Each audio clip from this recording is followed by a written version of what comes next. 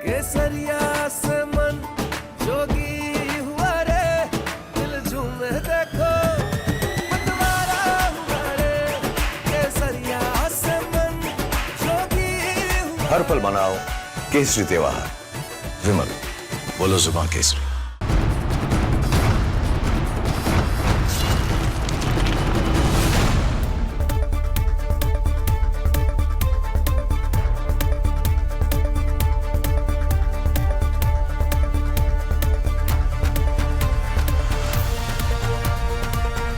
नमस्कार, बहुत स्वागत है आपका। आप देख रहे हैं प्रहार। आपके साथ मैं हूं सलोनी श्रीवास्तव अजमेर। और प्रहार में सबसे पहले बात बदलते भारत की। नया साल बस आ ही गया है और तस्वीरें साफ कह रही हैं कि इस बार जश्न का मतलब सिर्फ पार्टी नहीं है, बल्कि आस्था और श्रद्धा के साथ शुरुआत। देश के अलग अलग धार्मिक नगरियों से जो दृश्य सामने आए हैं वो बता रहे हैं कि लोग अब नए साल की रात शोर में नहीं, भगवान के दरबार में बिताना चाह रहे हैं। उत्तर से दक्षिण तक मंदिरों के बाहर लंबी कतारें हैं, कड़ी सुरक्षा है, इंतजाम टाइट है, लेकिन आस्था में कोई कमी नहीं दिख रही है। घंटों का इंतजार है, फिर भी चेहरे पर सब्र है। ये कोई अचानक उमड़ी भीड़ नहीं लगती, ये श्रद्धा से जुड़े बड़े बदलाव की कहानी है। ऐसा लगता है कि भारत की प्राथमिकताएं बदल रही हैं। वो युवा जिसे पार्टी कल्चर की पहचान माना जाता था, अब अपनी जड़ों की ओर लौट रहे हैं। और क्या ये सिर्फ ट्रेंड है या फिर सोच में आया गहरा बदलाव? तस्वीरों के साथ बताएंगे आपको। दूसरी खबर उत्तर प्रदेश की उस सख्त तस्वीर की है जहां योगी का संदेश साफ है, कानून से ऊपर कोई नहीं। मामला संभल का है, जहां लंबे वक्त से जमीन को लेकर सवाल उठते रहे हैं और अब प्रशासन ने सीधे जड़ पर हाथ डाल दिया है। नाप जोक हो रही है, फाइलें खुल रही हैं और जो भी गैर कानूनी निर्माण है वो टिकने वाले नहीं है। यूपी में जहां भी सरकारी जमीन पर कब्जे की शिकायत मिलती है वहां सीधा एक्शन होता है, चाहे वो माफिया हो, लोकल दबंग हो या फिर संगठित नेटवर्क। सरकार ये संकेत दे चुकी है कि अवैध ढांचों को अब ढाल की तरह इस्तेमाल नहीं किया जा सकता। संभल का मामला भी इसी बड़े अभियान का हिस्सा है। चारों तरफ सुरक्षा बल, हाउ मूवमेंट पर नजर और टेक्नोलॉजी के जरिए निगरानी की गई है, क्योंकि कब्जे सिर्फ जमीन हड़पने का तरीका नहीं रहे, बल्कि तनाव फैलाने का टूल भी बनते जा रहे हैं। ऐसे में कैसे कार्रवाई हो रही है, इस पर भी पूरी डिटेल आपको देंगे। तीसरी खबर एंजल चकमा की है, एक युवा छात्र जिसकी मौत अब सिर्फ एक क्राइम केस नहीं रही, बल्कि उस बड़े सवाल से जुड़ गई है जो आज देश के सामने खड़ा है। एंजल की जान जाने के बाद गुस्सा सड़कों पर है, इंसाफ की मांग तेज है। जांच शुरू हुई तो कई लोग पकड़े भी गए, वहीं मुख्य आरोपी अभी फरार है। प्रशासन और जांच एजेंसियां अपना काम कर रही हैं, लेकिन एक सवाल तो यह भी है कि वो कौन लोग हैं और ऐसे कितने लोग देश के अंदर मौजूद हैं जिनके अंदर क्षेत्रवाद का जहर भरा हुआ है। ये क्षेत्र के अंदर, देश के अंदर छिपे उस दीमक की तरह है जो कभी जात के नाम पर, कभी धर्म के नाम पर, कभी क्षेत्र के नाम पर देश को तोड़ने की कोशिश करते हैं। खबर के इस पहलू पर भी बात करेंगे, लेकिन सबसे पहले बात सांस्कृतिक वापसी की करने जा रहे हैं, क्योंकि भारत का युवा वापस अपनी जड़ों की तरफ लौट रहा है।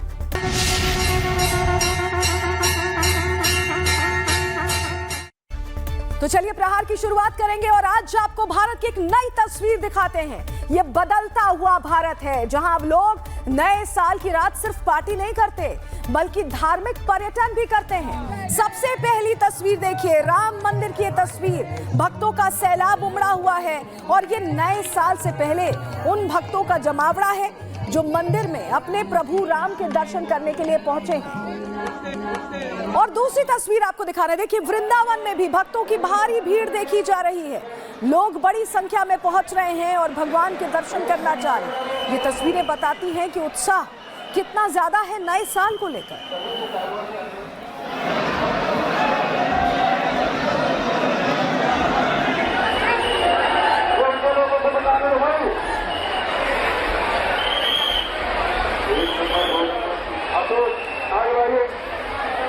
और देखिए पूरे देश से इसी तरह की तस्वीरें सामने आ रही हैं। ये मथुरा की तस्वीर जहां हम अभी आपको दिखा रहे हैं, बांके बिहारी मंदिर के गेट से लेकर कुंज गली तक भक्तों की लंबी कतार लगी हुई है। आप तस्वीर में देख रहे हैं भक्तों की इस भारी भीड़ से करीब 2 किलोमीटर लंबी लाइन लग गई है, लेकिन लोग सब्र के साथ भगवान के दर्शन करने के लिए अपनी बारी का इंतजार कर रहे हैं।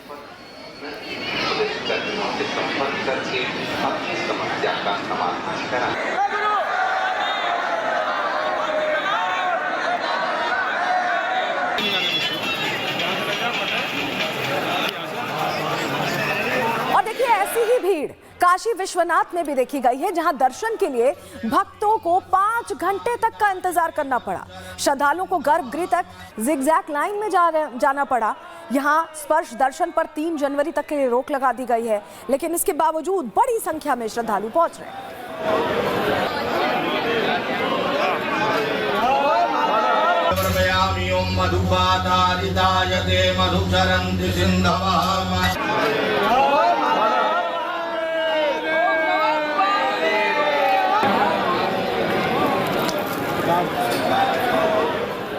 और वैष्णो माता मंदिर जाने के लिए भी भक्तों को भारी भीड़ देखनी पड़ रही है। लगी हुई है भारी भीड़ माता के दर्शन के लिए।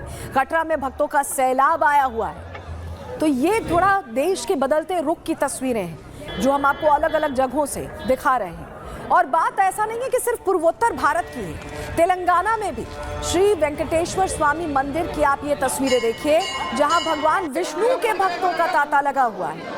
देखिए, भगवान विष्णु के दर्शन के लिए बड़ी संख्या में तेलंगाना में भी लोग पहुंच रहे हैं। देखिए, ये अलग अलग तस्वीरें हमने आपको दिखाई। ये सिर्फ तस्वीरें नहीं है, बल्कि वो बदलाव है जिसको पूरा देश महसूस कर रहा है। पूरा देश अब अपनी संस्कृति से वापस जुड़ रहा है। तमिलनाडु के रंगनाथ स्वामी मंदिर में भी ऐसा ही नजारा देखने को मिला है। वहां की भी तस्वीर हम आपको दिखा रहे हैं।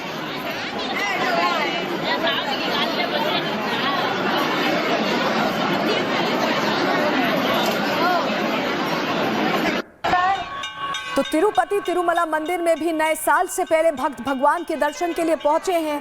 बैकुंठ एकादशी के मौके पर तिरुपति तिरुमला मंदिर में भगवान बालाजी को माता श्रीदेवी और भूदेवी के साथ स्वर्ण रथ में सवार करके शोभा यात्रा निकाली गई और उसकी खास तस्वीरें भी हम आपको दिखा रहे हैं। और ये तस्वीरें बता रही हैं कि कितना श्रद्धा भाव लोगों के मन में। और जब साल का अंत आ गया है, नया साल शुरू होने वाला है, तो भगवान के आशीर्वाद के साथ उनके श्री चरणों में सर रखकर ही लोग अपने इस नए साल की शुरुआत करना चाहते हैं। मतलब पूरा देश आज धार्मिक पर्यटन पर निकल चुका है।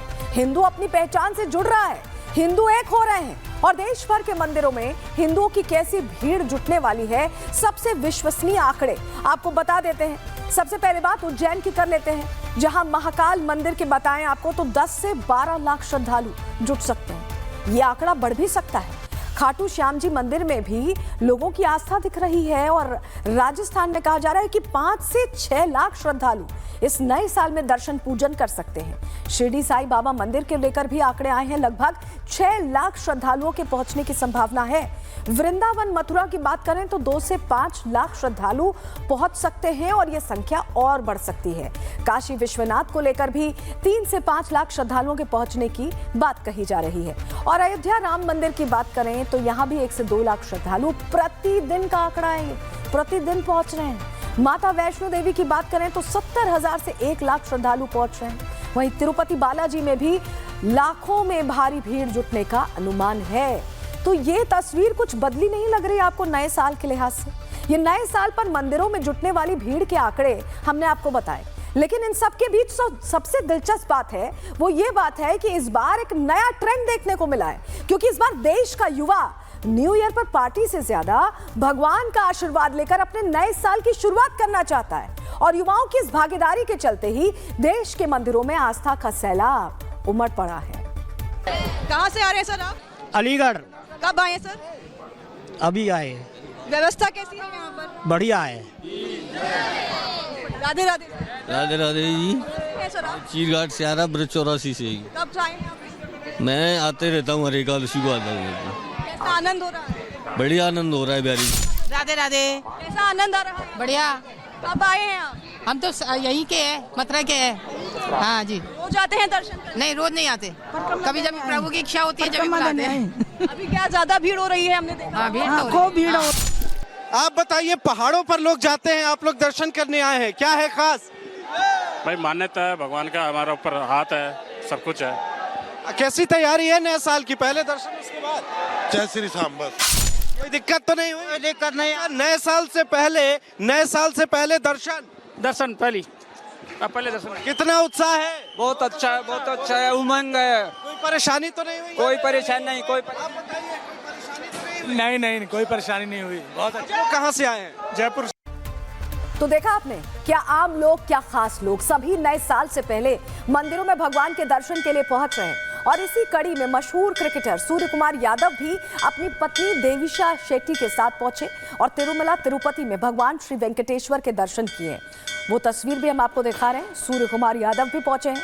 तो अलग अलग लोग पहुंच रहे हैं और इसमें कोई सेलिब्रिटी है, कोई क्रिकेटर है, आम लोग हैं। सूर्य कुमार यादव के साथ ही देश के सबसे बड़े उद्योगपतियों में से एक मुकेश अंबानी के बेटे अनंत अंबानी भी शिरडी साईं बाबा मंदिर में दर्शन पूजन के लिए पहुंचे। वो तस्वीर भी हम आपको दिखा रहे हैं। तो आप देखिए, हर कोई ऐसा लग रहा है कि भगवान से आशीर्वाद लेकर ही नए साल की शुरुआत करना चाहता है। उत्तर प्रदेश के मुख्यमंत्री योगी आदित्यनाथ भी कर्म के साथ धर्म के काम में जुटे हुए हैं। नववर्ष की शुरुआत से पहले सीएम योगी गोरखनाथ मंदिर में पूजा करते हुए नजर आए हैं। ये वो तस्वीर हम आपको दिखा रहे हैं।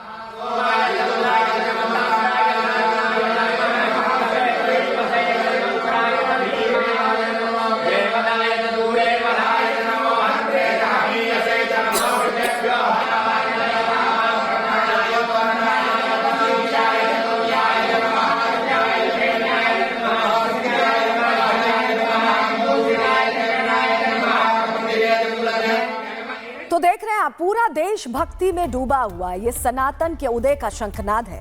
भारत अपनी जड़ों की तरफ लौट रहा है। लेकिन एक सच तो ये भी है कि 31 दिसंबर के बाद जो अगला दिन होगा वो हिंदू कैलेंडर पंचांग के मुताबिक नया साल है ही नहीं। मतलब भारत के अंदर करोड़ों भारतीय जिस तारीख को अपने नए साल की शुरुआत मान रहे हैं वो तो दरअसल ग्रेगोरियन कैलेंडर के मुताबिक नए साल की तारीख है, यानी ये हमारे पंचांग में नहीं है। ये पूरा मामला क्या है, ग्राफिक्स के जरिए आपको बताते हैं। देखिए, ग्रेगोरियन कैलेंडर के मुताबिक नया साल 1 जनवरी से शुरू होता है। हिंदू नववर्ष चैत्र शुक्ल प्रतिपदा से शुरू होता है। हिंदू पंचांग में पहला महीना चैत्र है। हिंदू पंचांग में आखिरी महीना फागुन है। 2026 में हिंदू नववर्ष 19 मार्च को मनाया जाएगा। इस दिन विक्रम संवत 2083 की शुरुआत होगी। विक्रम संवत की स्थापना सम्राट विक्रमादित्य ने की थी और ब्रह्मांड पुराण के अनुसार इसी दिन ब्रह्मा जी ने सृष्टि की रचना की थी। ये तिथि सृजन, नव आरंभ और शुभता का प्रतीक है।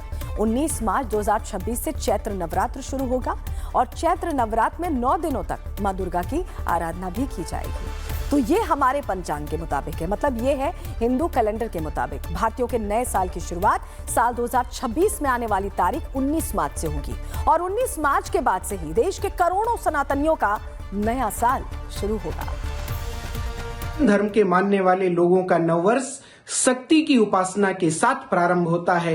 हम सभी अपना नववर्ष चैत्र शुक्ल प्रतिपदा से प्रारंभ करते हैं और शक्ति की उपासना करते करते जब अपने आप को ऊर्जावान, शक्ति संपन्न कर लेते हैं तो अपने हृदय में ही स्वयं परमात्मा भगवान श्री राम का प्राकट्य करते हैं। और जब हृदय रूपी मंदिर में भगवान श्री राम प्रकट हो जाते हैं, पूरे उत्साह और उल्लास के साथ चैत्र शुक्ल प्रतिपदा से प्रारंभ करके अपने नववर्ष को हम शक्ति की उपासना और भगवत प्राप्ति तक, भगवत प्राकट्य तक पूरे आनंद और प्रसन्नता के साथ मनाते हैं। 1 जनवरी को नया साल मनाना कोई प्राकृतिक नियम नहीं है बल्कि इतिहास का फैसला है। पहले साल मार्च से शुरू हुआ था। जूलियस सीजर ने सूर्य आधारित कैलेंडर बनाया और पोप ग्रेगरी ने उसे सुधारा।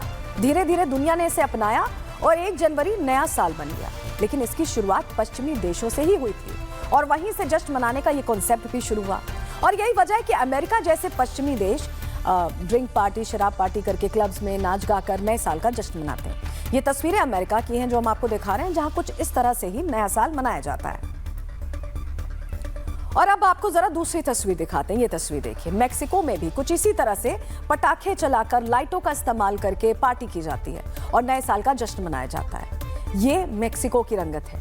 सभी पश्चिमी देशों ने नए साल में जश्न मनाने का ये मॉडल पेश किया और देखते ही देखते एशियाई देशों ने भी इसी मॉडल को अपना लिया। ये जो तस्वीर हम आपको दिखा रहे हैं, ये लंदन की तस्वीर आपको दिखा रहे हैं, जहां इस तरह से लोग नए साल का जश्न मनाते हैं। आप देखिए, तो ऐसे ही पटाखे चलाकर पार्टी करके यही ट्रेंड फॉलो होता गया और नए साल में इस जश्न के पश्चिमी मॉडल के चलते ही हमारे देश के अंदर यानी भारत के युवा हर साल नए साल की रात यानी कि 31 दिसंबर से लेकर 1 जनवरी के बीच तकरीबन 2 लाख करोड़ रुपए खर्च करते हैं। मतलब जश्न मनाने का ये एक ऐसा पीयर प्रेशर है जहां युवा लाखों करोड़ों रुपए सिर्फ जश्न के नाम पर उड़ा देते हैं। वो जश्न जिससे उनका सीधा संबंध भी नहीं है। आप समझिए 2 लाख करोड़ ये पार्टीज में खर्च होता है, ये ड्रिंक्स में खर्च होता है, और जो आसपास के लोगों का जो एक तरह से सोशल मीडिया बज है उसे देखकर ये इतने इंस्पायर्ड हो जाते हैं कि ये भी पीयर प्रेशर में आ जाते हैं, देखा देखी में आ जाते हैं, और ये इतने पैसे 2 लाख करोड़ रुपए खर्च कर देते हैं। लेकिन अब भारत के युवाओं ने पश्चिमी देशों से मिले जश्न वाले मॉडल को छोड़कर अपनी सांस्कृतिक पहचान को पुनर्जीवित किया है। फिर जो जश्न मनाते हैं फिर भी खुशी मनाते हैं, उसकी खुशियों से किसी दूसरे को परेशानी नहीं होनी चाहिए, इस बात का ख्याल है। लेकिन मौलानाओं को इससे भी दिक्कत है। मौलाना शाहबुद्दीन बरेलवी का कहना है कि शरिया में नए साल का जश्न हराम है, और जो ऐसा करेगा उसे शक्ति के साथ मौलाना रोकने का काम करेंगे। उन्हें सुनिए।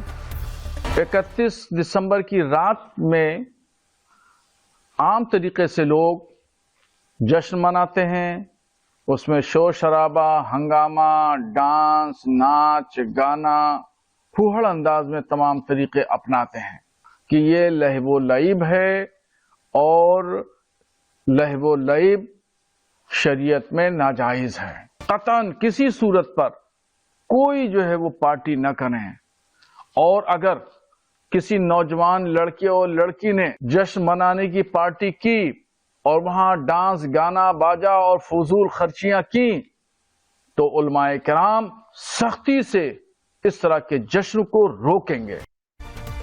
देखिए, अब मौलाना साहब की दकियानूसी सोच का त्वरित इलाज तो नहीं है, लेकिन हाँ, उन्हें हम एक तस्वीर दिखाना चाहते हैं, क्योंकि ये एक तस्वीर ही मौलाना के दकियानूसी सोच वाले दिमाग का इलाज कर सकती है। ये तस्वीरें हैं दुबई में मनाए जाने वाले नए साल के जश्न की।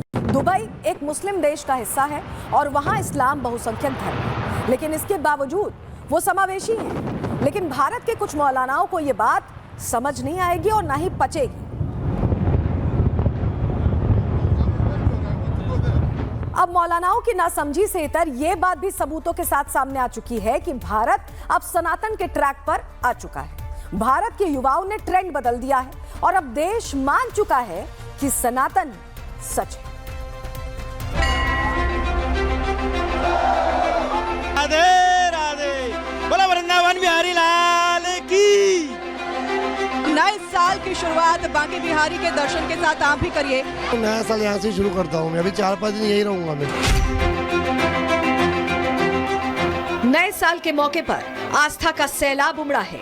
काशी, वृंदावन, अयोध्या से लेकर तिरुपति बालाजी, वेंकटेश्वर मंदिर तक श्रद्धालुओं की लंबी कतारें लगी हैं। हर भक्त के मन में भगवान के दर्शन की चाह है।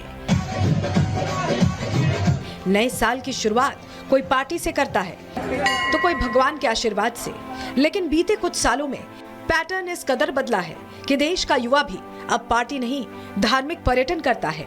और यही वजह है कि देश के बड़े बड़े तीर्थ स्थल इन दिनों श्रद्धालुओं से खचाखच भरे हैं। हम बांके बिहारी मंदिर पहुंच चुके हैं और यहाँ पर जैसे कि आप सभी देख रहे हैं और जान रहे हैं कि 31 तारीख यानी कि नया साल आने वाला है और सभी भक्तगण भी यहाँ पर आ रहे हैं। बात करेंगे जय। यहाँ पर सिर्फ देश ही नहीं, विदेश से भी लोग यहाँ पर आए हैं। कोने कोने से लोग आते हैं बांके बिहारी के दर्शन करने के लिए। देखिए यहाँ पर लाखों की भीड़ है, लगातार ये कतारें जो है वो आगे बढ़ रही हैं। सामने खाटू श्याम जी के दर्शन लोग कर रहे हैं। कहा जाता है हारे के सहारे हैं, जो लोग यहाँ पर आते हैं उनकी मनोकामना पूरी होती है। और नया साल है तो हिंदुस्तान में सनातनी जो है वो नए साल का आगाज किसी डिस्क से या किसी पब से नहीं करते, बल्कि मंदिर से करते हैं, आस्था के साथ करते हैं। इस वक्त हम बाबा विश्वनाथ की नगरी यानी काशी विश्वनाथ मंदिर बनारस में मौजूद हैं और यहाँ पर नए साल को लेकर भारी संख्या में जो श्रद्धालु हैं उनका जनसैलाब उमड़ रहा है। और इसी कड़ी में अगर हम आपको तस्वीरें दिखाएं तो देख सकते हैं कि यहाँ पर बड़ी संख्या में लोग जो हैं वो देश के अलग अलग हिस्सों से पहला साल की शुरुआत करने के लिए, नए साल की शुरुआत करने के लिए यहाँ पर पहुंचे हुए हैं। 2024 और 25 के आंकड़े बताते हैं कि नए साल का केंद्र पहाड़ों से खिसककर धार्मिक मेगा डेस्टिनेशन की ओर चला गया है। धार्मिक स्थलों पर भीड़ अब पूरे साल रहती है।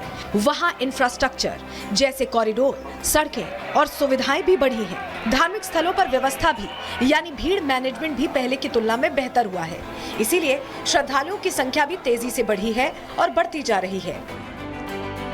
काशी इसका सबसे बड़ा उदाहरण है, जहां कॉरिडोर बनने के बाद रोजाना दर्शन करने वालों की संख्या करीब 20,000 से बढ़कर 1.5 लाख से ज्यादा हो गई है। इसके अलावा अयोध्या में भी 1 जनवरी 2025 को 5 लाख से ज्यादा की भीड़ जुटी थी। इसका परिणाम ये हुआ कि अयोध्या, काशी और मथुरा में होटल किराए 20 से 40,000 रुपए प्रति रात तक पहुंचे।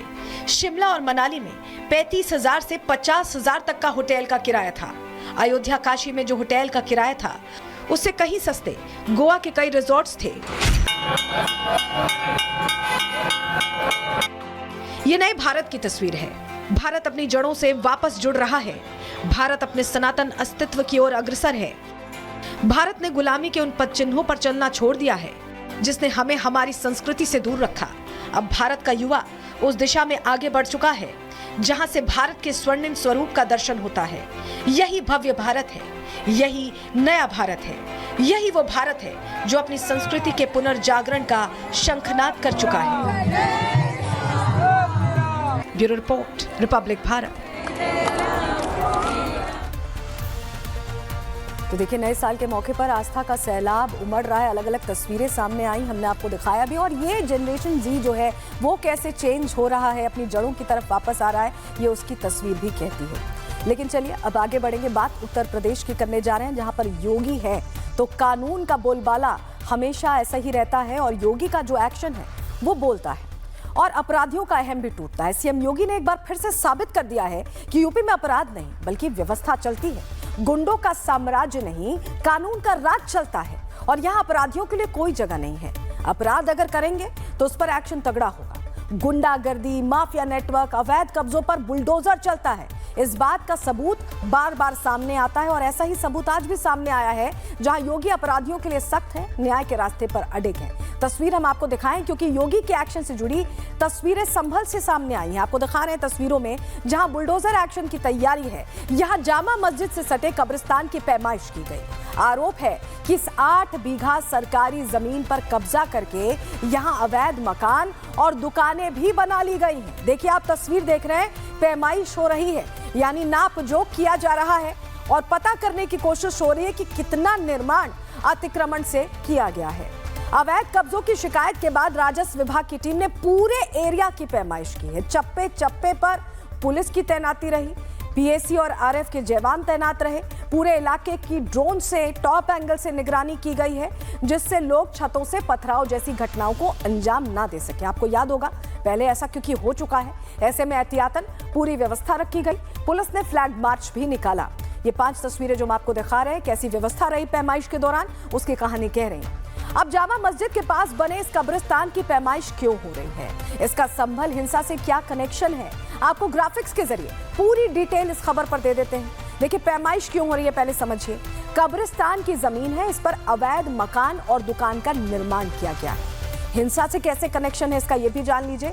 इसी अवैध मकान दुकान से जब पथराव और फायरिंग की घटना हुई थी संभल में, जब हिंसा भड़की थी, लोग घायल हुए थे, आगजनी हुई थी, तब इन्हीं मकानों और दुकानों से पथराव और फायरिंग की गई थी और ऐसे में इनकी पैमाइश जरूरी हो जाती है। ये एक्शन कौन ले रहा है? एसडीएम के आदेश पर राजस्व विभाग का ये एक्शन है। और कितनी जमीन इसके दायरे में आती है जहां कहा जा रहा है कि अवैध निर्माण किया गया है, तो करीब बताया जा रहा है 8 बीघा जमीन है जिसकी जांच पड़ताल की जा रही है। तो यूपी में हिंसा की कोई जगह नहीं है, हम जानते हैं, और योगी सरकार ने ये साफ कर दिया है। और अगर कोई उपद्रव और हिंसा फैलाने की कोशिश करता है तो उसका हाल क्या होता है, ये तस्वीर आप देख लीजिए। हाल ही में बरेली में हिंसा हुई थी, आपको याद होगा, और हिंसा की साजिश के तार मौलाना तौकीर रजा से जुड़े पाए गए थे। फिर योगी फोर्स ने इन आरोपियों के खिलाफ अभियान तेज कर दिया था और इनके ठिकानों पर बुलडोजर चला दिया गया था। आप इन तस्वीरों में देखिए, इनके आशियानों को किस तरह मिट्टी में मिलाया गया, ये आप देख रहे हैं। और ये अवैध आशियाने थे, ये यहाँ हम कहेंगे कानून के तहत कार्रवाई हुई। जो अवैध निर्माण थे उन पर एक्शन लिया गया। तौकीर रजा पर जो एक्शन हुआ और उनके करीबियों पर किस तरह योगी सरकार का बुलडोजर गरजा, उसकी भी आप तस्वीरें देख लीजिए। कैसे कुछ ही मिनटों में बरेली दंगे का एपिसेंटर योगी ने खंडहर में बदल दिया। आप तस्वीर में देखिए कैसे बुलडोजर चला है।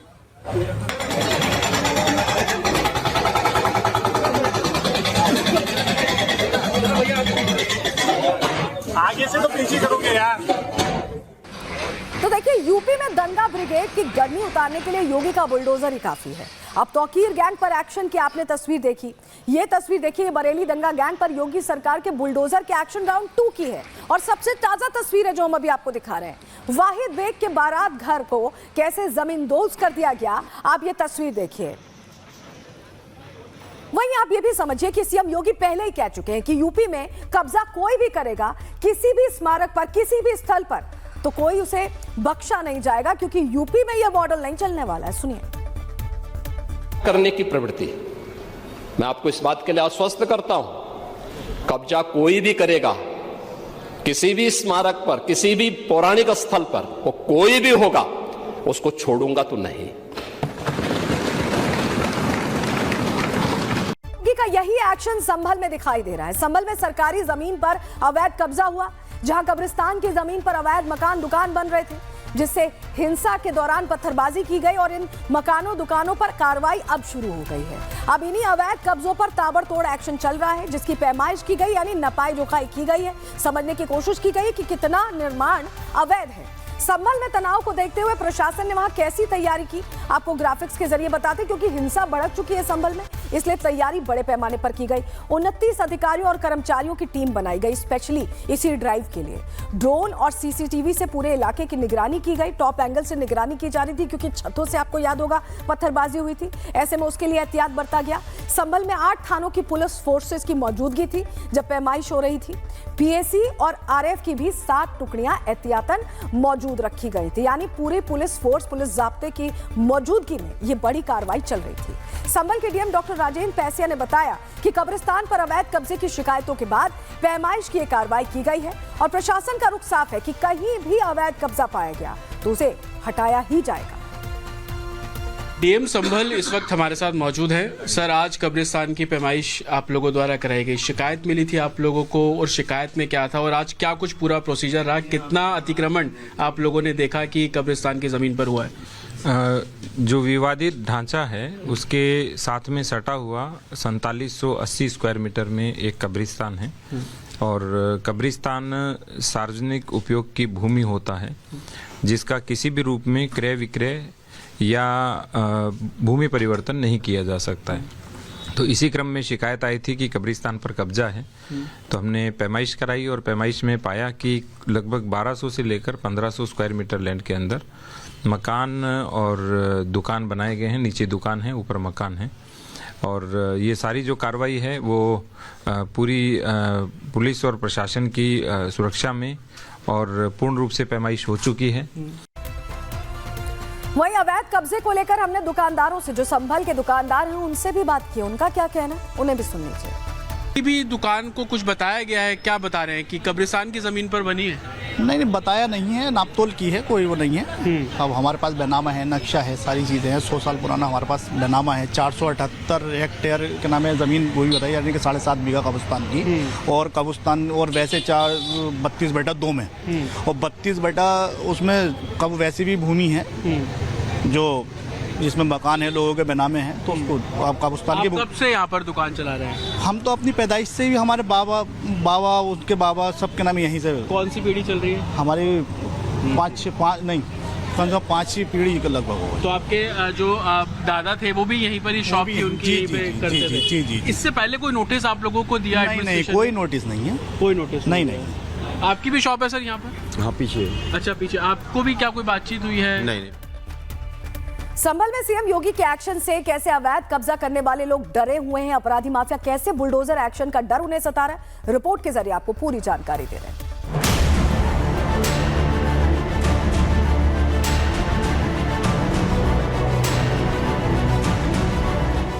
योगी सरकार के एक्शन से एक बार फिर संभल में अवैध कब्जा करने वाले लोग डरे हुए हैं। शहर के हर गली चौराहे पर आरपीएफ से लेकर पीएसी के जवानों को उतार दिया गया, चप्पे चप्पे पर तैनात कर दिया गया।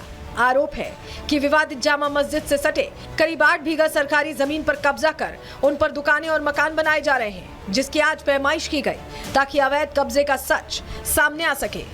संभल के उसी कब्रिस्तान में इस वक्त मैं मौजूद हूं जहां पर आज पैमाइश हो रही है और उसी को लेकर पूरा संभल अलर्ट पर है। 8 थानों की पुलिस को तैनात किया गया, साथ ही पीएसी की तैनाती की गई। दरअसल 4270 वर्ग मीटर का ये पूरा कब्रिस्तान आप देख रहे हैं और इस कब्रिस्तान के एक तरफ जो आपको सफेद दीवारें सामने नजर आ रही हैं, दरअसल ये वही शाही जामा मस्जिद विवादित ढांचा है जिसको लोग अब दावा कर रहे हैं कि हरिहर मंदिर भी है।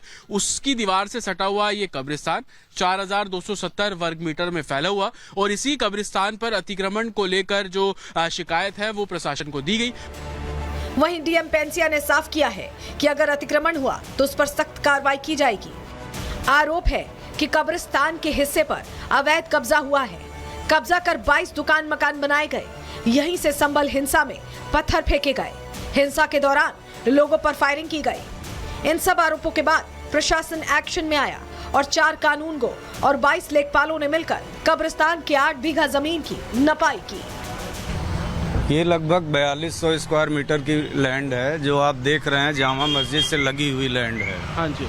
और इस लैंड पर ये शिकायत मिली थी कि लोगों ने अवैध रूप से दुकान और मकान इस पर बना रखे हैं जी। ये वर्ष 2005 के आसपास ये कब्जे कराए गए और उसके बाद इन लोगों ने इस पर पक्का स्थायी निर्माण कार्य कर लिया।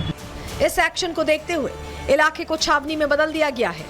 पीएसी, आरएएफ और पुलिस के 500 जवान तैनात किए गए।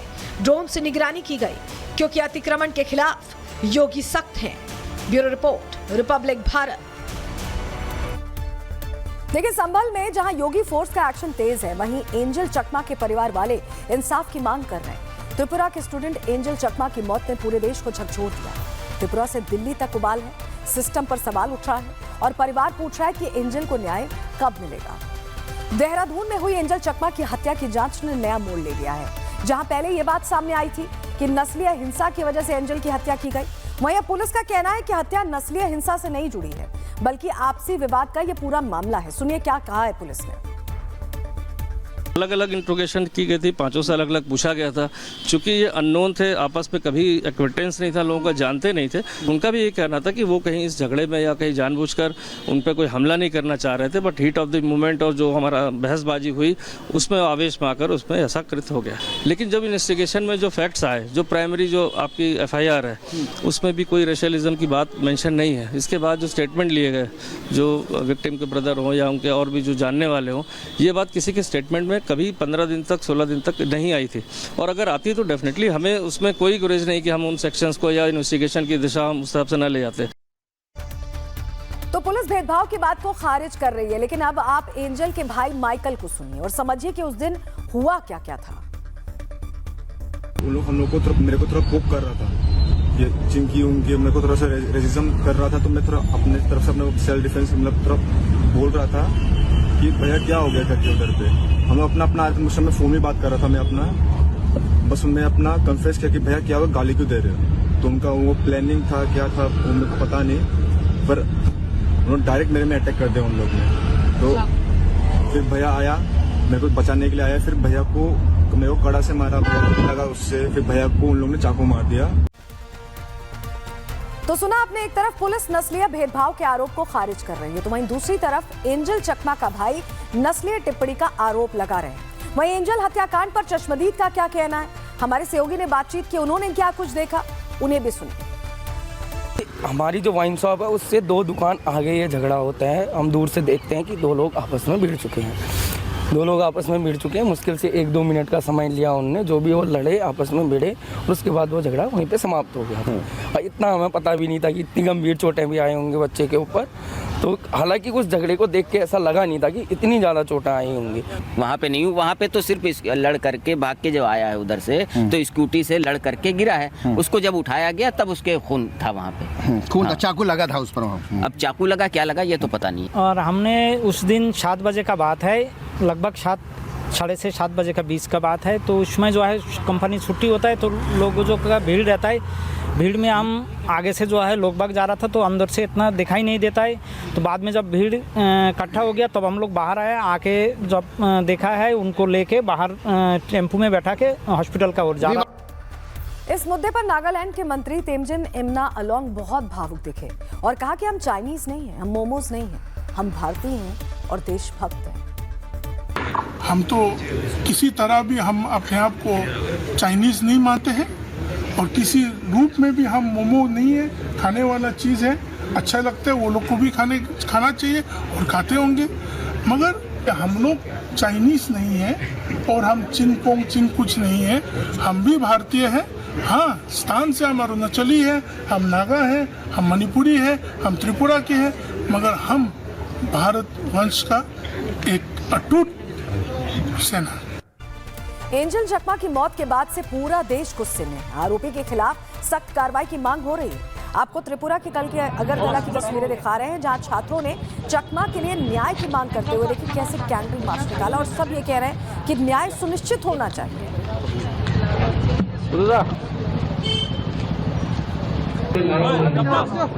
और सिर्फ अगरतला में ही नहीं, आपको बताएं कि देहरादून में भी चकमा के लिए न्याय की मांग तेज हो गई है। छात्र छात्राओं के एक संगठन ने आरोपियों के खिलाफ जमकर विरोध प्रदर्शन किया और कार्रवाई की मांग की है।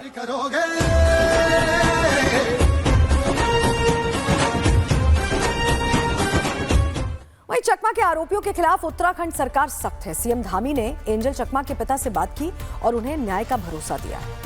बहुत ही दुखद घटना हुआ, हम बहुत दुखी हैं इससे और इस पर हमने बहुत सख्त कार्रवाई के लिए कहा है यहाँ पर, है ना। और 4-5 लोग जो भी इसमें थे बदमाश, 5 गिरफ्तार कर लिए गए हैं, जो भी इस घटना में जिन्होंने भी अपराध में किया है।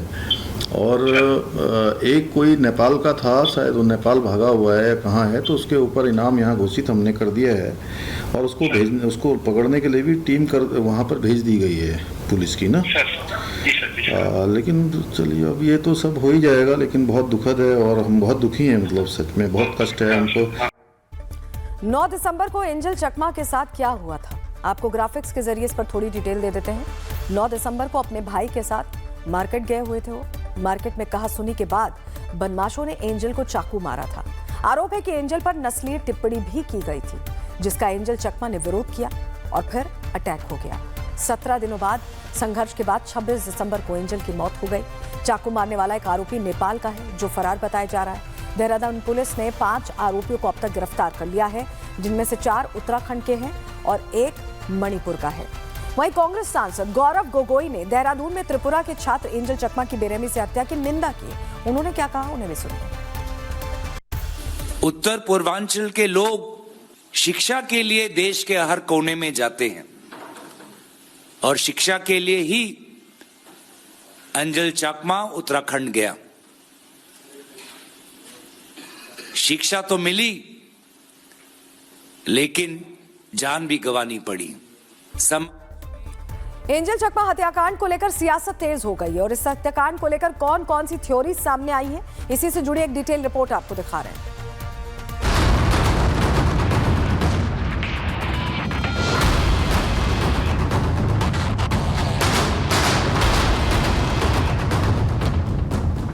एंजल चकमा हत्याकांड के बाद देश में उबाल है।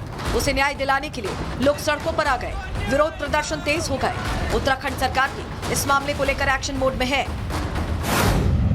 पुलिस ने 5 आरोपियों को गिरफ्तार कर लिया है। मुख्य आरोपी की तलाश की जा रही है। तलाशी अभियान के लिए स्पेशल टीम का गठन हुआ है। साथ ही मुख्य आरोपी पर 25,000 का इनाम है। मुख्य आरोपी यज्ञवस्थी नेपाल का रहने वाला है और वारदात के बाद से फरार चल रहा है। अंदेशा जताया जा रहा है कि हमले वाली रात वो नेपाल भाग गया। इस हत्याकांड में 5 में से 2 आरोपी नाबालिग हैं, जिन्हें बाल न्यायालय में पेश कर सुधार गृह भेज दिया गया है। 3 आरोपी जेल में बंद हैं। वो जमानत याचिका दाखिल कर चुके हैं, जिसे कोर्ट ने खारिज कर दिया। मुख्य आरोपी की तलाश तेज है। इसके लिए एसओजी और अन्य एजेंसियों की भी मदद ली जा रही है। इस बीच चकमा के भाई का एक वीडियो सोशल मीडिया पर तेजी से वायरल हो रहा है, जिसमें वो आरोपियों पर नस्लीय भेदभाव का आरोप लगा रहा है। लेकिन इस बीच पुलिस ने बड़ा दावा किया है। पुलिस ने कहा कि नस्लीय हिंसा की बात सामने नहीं आई है। उनमें से एक आरोपी मणिपुर का रहने वाला है, तो नस्लीय हिंसा की बात तो हो ही नहीं सकती। एक ग्रुप आपस में हंसी मजाक कर रहा था। एंजल को लगा कि उसका मजाक उड़ाया जा रहा है, जिसके बाद एंजल और उसके भाई की आरोपियों से लड़ाई हुई। एंजल को काफी चोटें आई। इलाज के दौरान उसकी मौत हो गई। वहीं सीएम धामी ने भी एंजल चकमा के पिता से फोन पर बात की और उन्हें न्याय का भरोसा दिलाया। वहीं एंजल के पिता ने सरकार से अपील की है कि जैसा उनके बेटे के साथ हुआ, वैसा किसी के बेटे के साथ भविष्य में ना हो। Bureau report, Republic Bharat. तो एंजल चकमा के लिए पूरा देश न्याय की लड़ाई लड़ रहा है। वहीं छत्तीसगढ़ में बाबा बागेश्वर के दर्शन ना होने पर एक लड़की ने अपने हाथ की नस ही काट ली। लड़की का आरोप है कि वो लगातार बाबा से मिलने की कोशिश करती रही, लेकिन उसे मिलने नहीं दिया गया और बाबा से एक मुलाकात की आस में बैठी इस लड़की ने खुद को ही नुकसान पहुंचाने की कोशिश की। बाबा के लिए नस काटने वाले इस लड़की की हालत अभी गंभीर है। अस्पताल में लड़की का इलाज इस वक्त चल रहा है, जो हमें जानकारी मिली है। इस पूरे मामले को लेकर बाबा बागेश्वर का भी रिएक्शन सामने आ चुका है। उनका कहना है कि नस नहीं काटनी चाहिए थी, क्योंकि ऐसी ही घटनाओं के चलते उनकी शादी ही नहीं हो पा रही।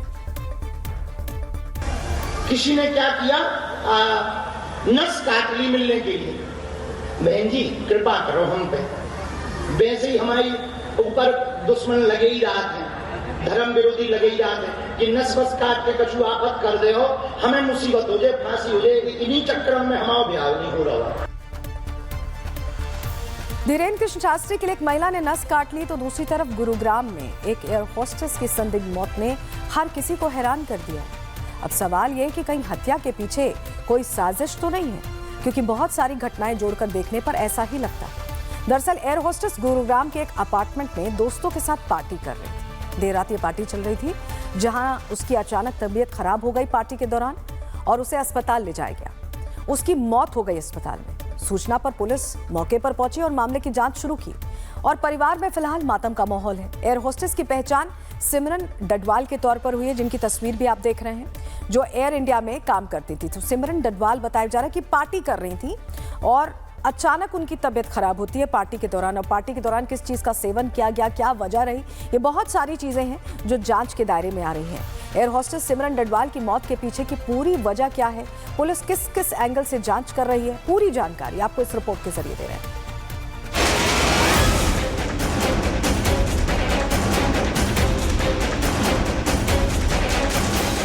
शानदार पार्टी, दोस्तों के साथ मौज मस्ती और फिर अचानक मौत। ये खबर सुनकर कोई भी कांप जाएगा। गुरुग्राम से एक ऐसी तस्वीर सामने आई है जिसने हर किसी को झकझोर कर रख दिया। गुरुग्राम के पौष इलाके डीएलएफ फेज 1 में एक एयर होस्टेस की संदिग्ध मौत ने सनसनी फैला दी। मृतका की पहचान 25 साल की सिमरन डडवाल के रूप में हुई है, जो एयर इंडिया में काम करती थी। बताया जा रहा है कि सिमरन एक हाउस पार्टी में शामिल थी, जहां अचानक उसकी तबीयत बिगड़ गई। उसे आनन फानन में अस्पताल पहुंचाया गया, जहां डॉक्टर्स ने उसे मृत घोषित कर दिया।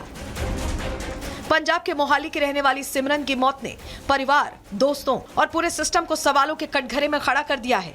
हॉस्पिटल से सूचना मिलने पर डीएलएफ फेज 1 पुलिस मौके पर पहुंची और बॉडी को पोस्टमार्टम के लिए भेज दिया। मौत की वजह भी साफ नहीं है, पुलिस हर एंगल से जांच कर रही है। फिलहाल सिमरन की मौत एक रहस्य बनी हुई है। सच क्या है, इसका जवाब अब पोस्टमार्टम और एफएसएल रिपोर्ट ही दे पाएगी। जब तक रिपोर्ट सामने नहीं आती, हर थ्योरी शक के घेरे में है। Bureau report, Republic Bharat. तो इस पूरे मामले की जांच चल रही है कि अचानक पार्टी करते करते कैसे सिमरन की मौत हो गई, इस पर हमारी नजर है। इसी के साथ प्रहार में रुक रहे हैं फिलहाल एक छोटे से ब्रेक लिए, कहीं मत जाइए। ब्रेक के बाद और भी खबरें लेकर लौट रहे हैं, जल्द लौट रहे हैं। केसरिया से मन जोगी हुआ रे, दिल झूमे देखो मतवारा हुआ रे। केसरिया से मन जोगी हुआ। हर पल मनाओ केसरी त्योहार। विमल, बोलो जुबान केसरी।